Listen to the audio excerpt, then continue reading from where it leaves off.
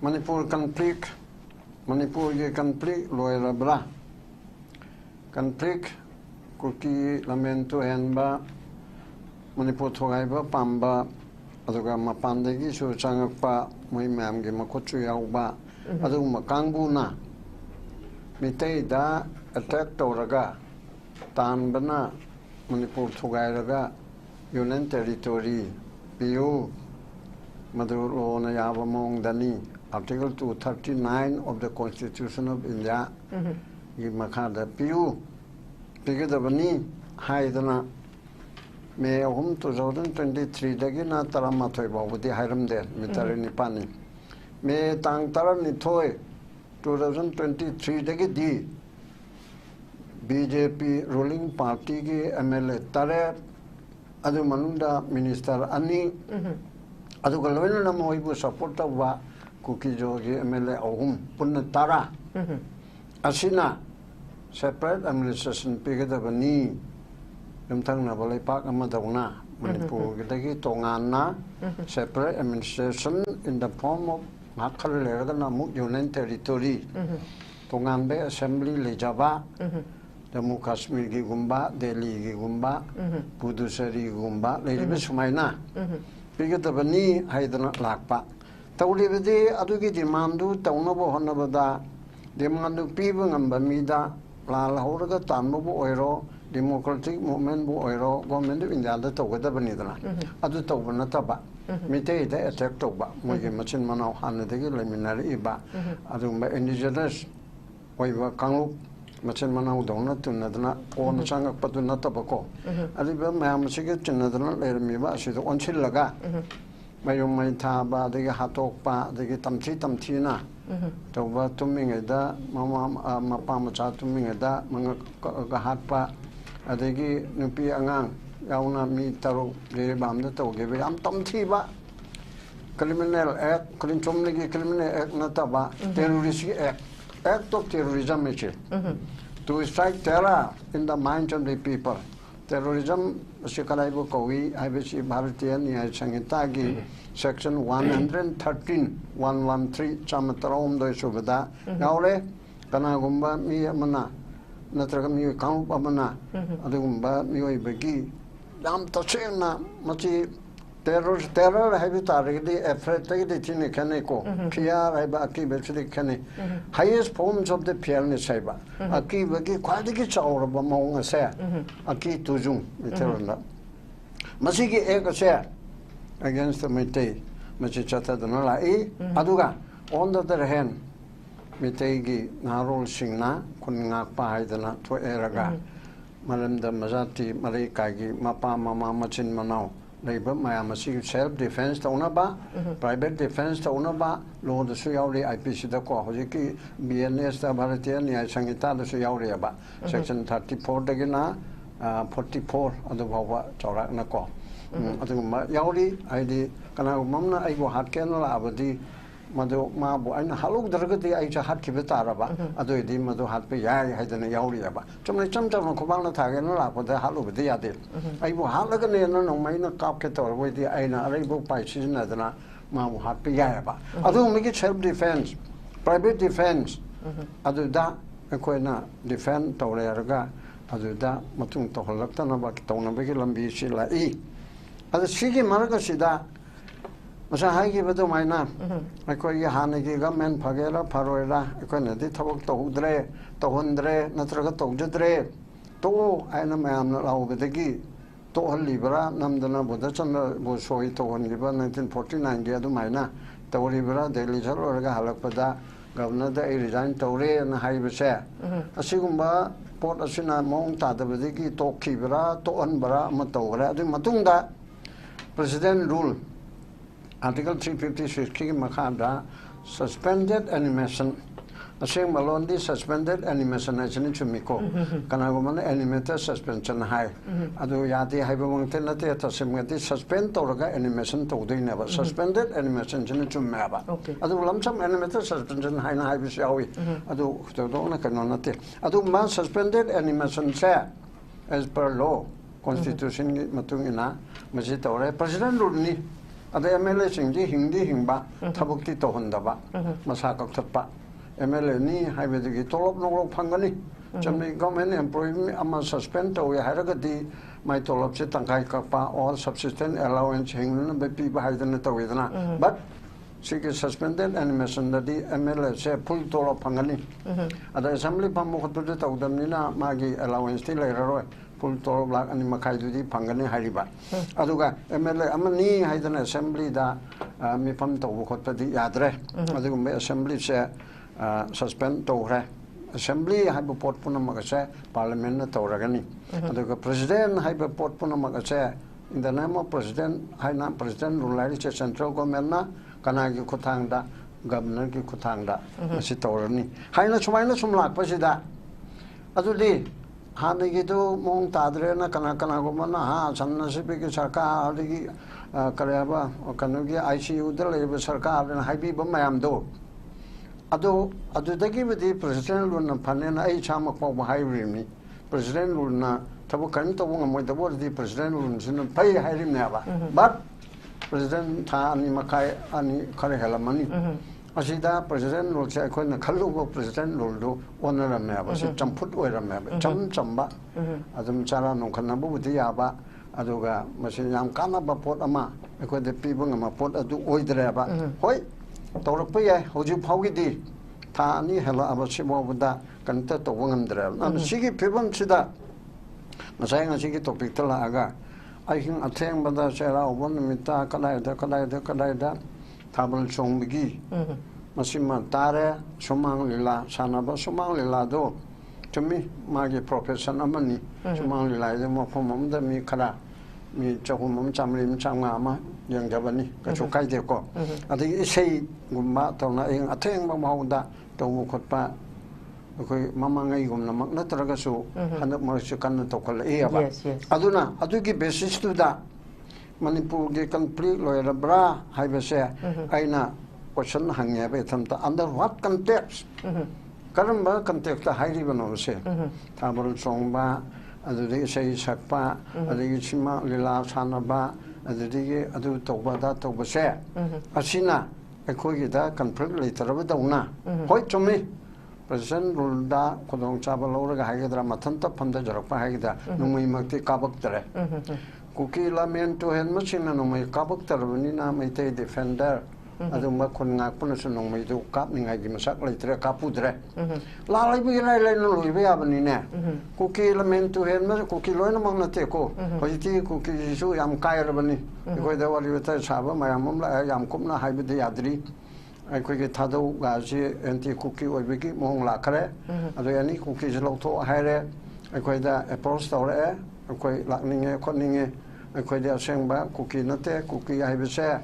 ꯑꯗꯒꯤ ꯑꯗꯨꯒꯨꯝꯕ ꯀꯥꯡꯂꯨꯞ ꯑꯃꯁꯨ ꯍꯥꯏꯗꯣꯛꯅꯤꯡꯉꯦ ꯑꯗꯒꯤ ꯑꯗꯨꯁꯨ ꯍꯥꯏꯗꯣꯛꯅꯤꯡꯉꯦ ꯌꯥꯝ ꯂꯩꯅꯀꯣ ꯃꯥꯔꯁꯨ ꯍꯥꯏꯗꯣꯛꯅꯤꯡꯕ ꯖꯥꯠꯅꯦꯕ ꯄꯨꯔꯥ ꯍꯥꯏꯕꯗꯤ ꯌꯥꯗ꯭ꯔꯤ ꯃꯄꯨꯡꯗꯤ ꯑꯗꯨꯝ ꯂꯩꯔꯤ ꯑꯗꯨꯗꯒꯤ ꯄꯥꯏꯇꯦꯁꯨ ꯀꯨꯀꯤ ꯅꯠꯇꯦ ꯀꯥꯏꯅ ꯍꯥꯏꯕꯒꯤ ꯃꯣꯏ ꯃꯁꯦꯟ ꯇꯧꯅꯕꯒꯤ ꯍꯥꯟꯅ ꯂꯩꯈ꯭ꯔꯕꯅꯤ ꯑꯗꯨꯅ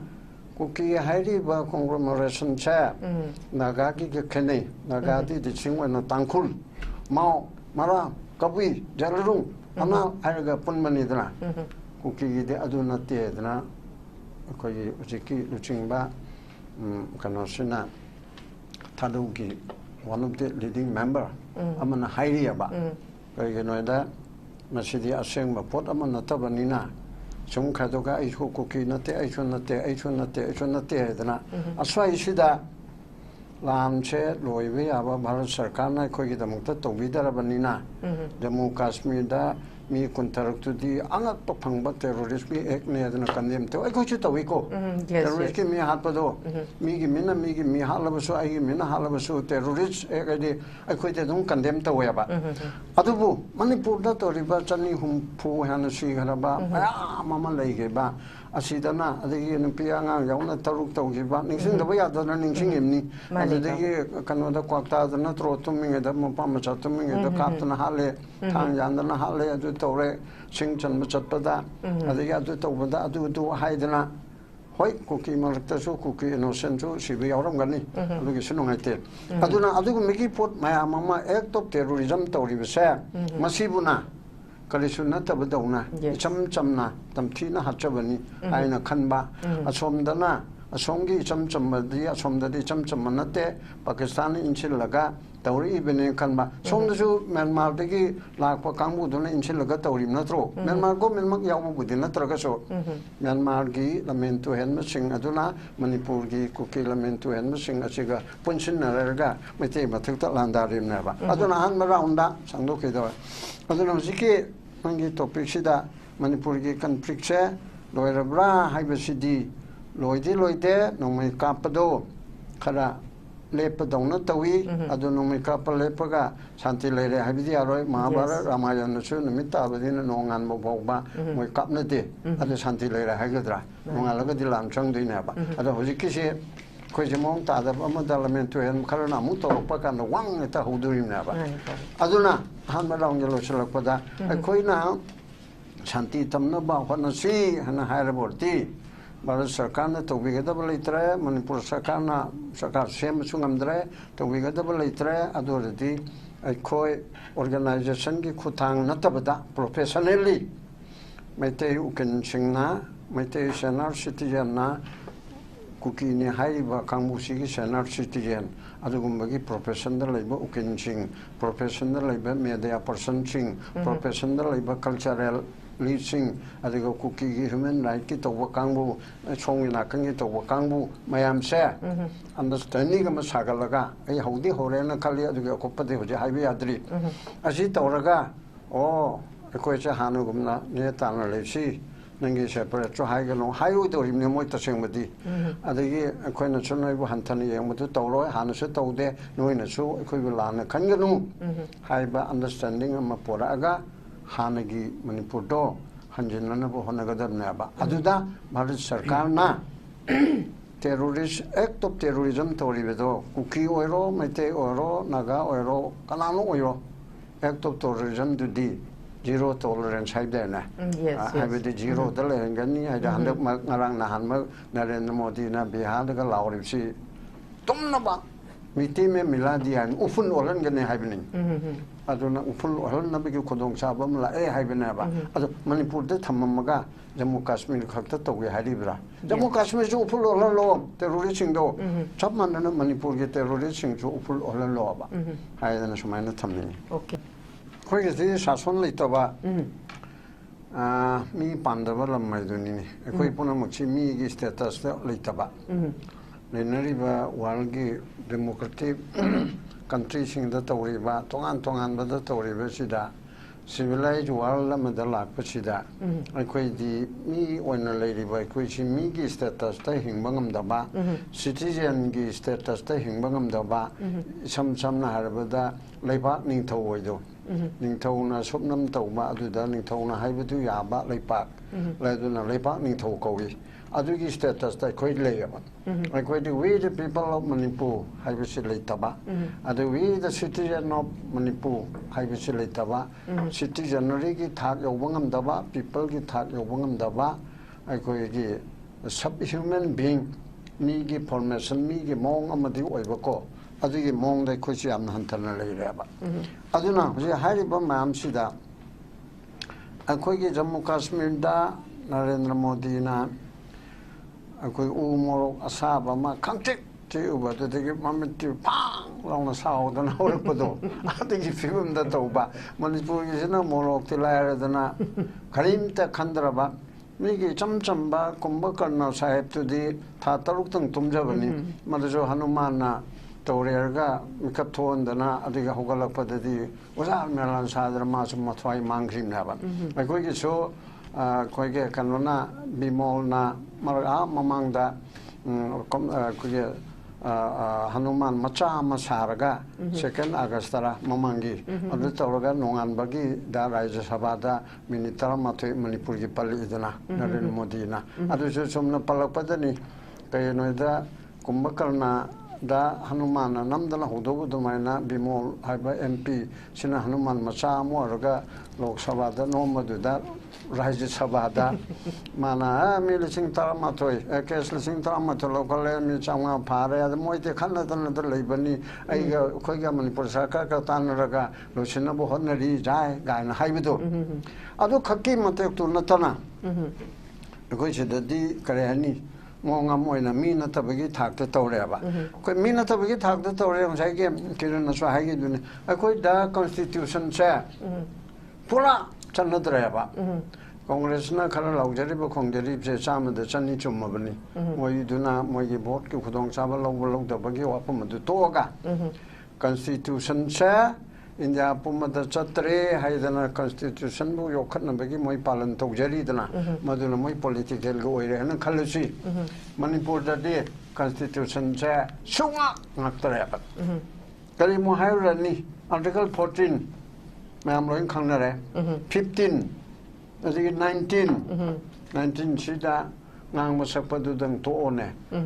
아이게 염대기 아이게 이몽대기 아이게 팜팜 아이게 톰팜대기 나 작창다 짝잡아 장게 하비세 아이게 이몽니고 아시다 이 찻배 야드람나 봐 that means 아이나 세나ಪತಿ 가리 마사마 통가 마루티 마 통가 찻게 하비세 야한드라버나 yes 모리에다 찻게 하비세 한드라버니 초산포 찻게 하비세 한드라버나 봐 아도 아시다 칼라이다 데모크라시 레리 칼라이다 constitution ngai article 19(1)(d) Napsena Hare Bharat ki any citizen, any praja amana, mapam amadagi mapam amada manu chaning machatpada ating balite, except Chigi Jagase, Matam Kara Prime Minister Ani, Aduna aeroplane tapam dagina, Akasampat Pavuse, Pung Ani Pavudila meeting, hyper reasonable the courting Banatana. Adagi Mori dagi Impal Baba, the Chatka Base, Mamang Matam Paringada, Adunimita Vadina, Nong Andri Pavudi, Michang Pasuyaro, Sakip Siaro, Sumaina. Security reason that reasonable or anything but natana. Me chatpachi thing by a deaba. Me chap anywhere chatpache. Aduna Adugumal living it like Koida Behendraba. Then Article 21 of the Constitution of India. Karehare, a Koya Kanagumba, me ama. Chumna Majidi Indian citizen the Bunatre, Miui Bama. I say, I due process of law Toraga, Magi deprived of Natana, Masimangan Bayade. Hairim Nevco. And I call it Adum Mamata Todana Adum Lady Sarkan and action, Gadorim law and other and party right to life, Muigi Punchi Kanba, Aduga Sampati Kanbasi, Sarkari Matoni, Aduga right to life, Haidana. Animal existence will not take Animal existence, have you come to we, Hodong, Sanga, Lady Chair, cried, Nachalaka Chabo, Pangasare, Pandragatoe, Mapamama, Toeta Tom Chili, Moidino Alaga, School College, Chakani, Adu Toruni, Lepaka, do Torun, I want to lay table. Sanga, only Chaba, Pom the Chaba, Tumbo, Pom the Tumba, Adu Bahuda, Tumponga, do Saraga, Tori, Masamasun, Chibakangimi, leadership got lady never. Adu Magi. Takado Madu right to life Nateaba. Chakamachari, Nudanga Chamachari, Ayadum Charlie, Ayadungani Mangani, Adunaki right to life, Lere, I wish in Nateaba. Hojikta, what do you mean by life? Life, I wish Karino, and I wish indeed the Haraga, Roti Capra Makam. Yes. Chana Naba, Shet Nanaba, Laynaba, Labishik, Kaptania Deaba, Lambi Chat Nanaba. The school college, knowledge, Hanjel Nabako, as the public health, I have Changi Matanda, the environment, Hojikti, right, China, Yaman, blue, right, past generation, red, right, as in second generation, then third, right, as a green, right, I then a third generation, like Abaneva. Collective Kiwa, a quick Kunai, Chokot Pai, which I quick right, Ama. I think good governance, I say, must I could get human right, Amokalaba. Good governance, Labangam Dragati, Mado, I could get right, like Hendravani, Hainalogi, Matamobala Abanaba. I do they do that? I could say that Mapunama, I do lie than I could get them the Musida, I could get Lambi Chatpayadaba, Mapamamada, and leaning Mupam the Labayadaba, Aduga Aegis Hason Sishu, Yobungam Daba, Mami the Maki Naiba, Azimakunaima, the Quay Leleva. Aduna, Adula de Quay Kadoni, hai bisida punam ase Bharat Sarkar se masi kumbakalna chai ani tummi ba kumbakalna oriba Bharat Sarkar se masi haudok pam changba adu ka mai to haudok kani ai gi elected MLA yankai leiri masina haudok han batab amasi gare ni phuma pan leiri tara khaido ga ko kanu gi NPF bla gi ama anati NPP gi amasi gare aduna leiri ba ni phuma pan se moi kuki kita do khai do ga moi ba ba the ma ga ya do lim ni in chil ga to lim ni aduna adu ma am che la ma chna chap cha ba lai pa ke thabak to ba lai pa ki representative to adu oi re ga Narendra Modi ta na ba Amit Shah ta na ba center da chatna ultimatum pi dana me gi ta nga su phau gi manung da Manipur da santi hanjal tarbadi hanjal hal tarbadi act of terrorism chi thingbang amdarbur di Jammu Kashmir da to thongna du uttana majida lamen to en ba mapana sang pa kuki Myanmar ching je tak thok da bani somna Pakistan am ta lebe yaro ga edra Manipur yore edna Bangladeshi da Pakistani che Manipur da lelong da lebra kala da leba kai na to khale idana adugumna aikoigi Manipur thugaina ba India thugaina ba mapandagi chang iba Myanmar singdo illegal immigrant singdo tang so phamunu da lebe yaroi haidra to hon gadam na ba mado MLA yangkhaina to hon gadam na di MLA yangkhaina ai ma point ma ga MLA yangkhai chi makeup thok tre adu di khaduk ta le ai ba me ahum tongan ba organization na kokomi yauna pok yauna tongan ba maphamda miyamgi movement asi mamai chumna ba himai chumna ba mega uprising aine tatatan haijabado chumnigi uprising nataba jun chumnigi jun 18 nataba jun 36 aina jun 36 haibang mu puthoi ko tarita kontra trokti leiba honate but jun 18 gi double yes adubu aina 36 haina tholeba ridiling tamsni pakong londani adugu mamongama democratic ti oiba ko ko mai tha se am to ji mi ha chi tuk chi haiba nate hincha yaudaba adugu migi mongda ma sagat pa ma changya ba adu do ko ta da ba yara roi ko deli chatta ba yara roi haidana madigi deli chattana noina ko yisum ma si to udrbo di MLA do karak pa do yangwa bo pon MLA to haiba nate ko ruling party oibi di tok che re haidana ko kontra ga tare che choi tawjare hana haiba kanda Narendra Modi si tumina legedra jawai saraga leiro yam chume ba ade Amit Shah ji tumina legedra hai kanom tawre hai no la kanam je adu chutu na du bau yog dane MLA tara khaktang ma tara chutu ne MLA manga khaktang thongna phudok pada Prime Minister unage ai appointment lo la pani masi pi da tar di Prime Minister gi get sida ai sirani natraga ai si engine man nate ko kana umli engine le na ai ngang ma engine le na ta kalli adu na ta akal me strike ma democratic movement Rethai gi le ba TV mayam na naman lo kali na MLA manga ka Prime Minister gi thongal da samana sara handle Prime Minister unata da du to de le phar ni polani ba wa la na to wi chu mo oidra sigu ma sagat na ga da report asi yam da le ba ma cha amma bhaw to da mani ne aduga in tapala kanda sarkar semal kan na thaje MLA mana hai ga si pau ne masigu ba mayam si to da na da mayam punam se ko amma to na ko ma sa law no se ko pulla ga theng na ga do rim ni sibu machin thibu hai na tro pulla ga kali theng na ga do rim no praja mayam pulla ga theng na ba ya roi pulloi adu sarupati MLA mayam pullu BJP mayam pullu BJP khaklang thora aga Manipur lai pak che kan mangam gani BJP gi Sada Devi na BJP gi sarkar pai makangbu na MLA ore kangbu na hakmale ina BJP na central government central BJP double engine gi center gi engine